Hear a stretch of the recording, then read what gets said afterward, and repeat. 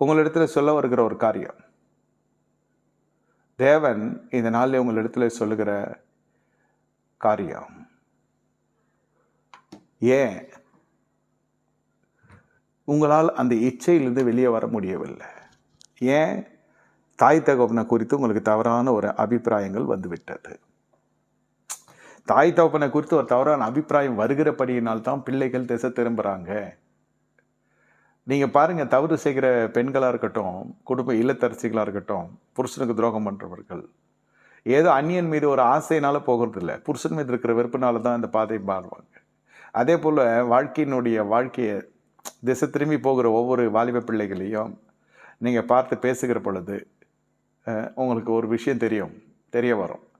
என்னென்னா, ஒன்று வாலிபத்திலே இருக்கிற இச்சையின் சோதனை, வாலிபத்தின் சோதனை ஒன்று இல்லைன்னு சொல்லலை, உலகத்தின் இச்சை.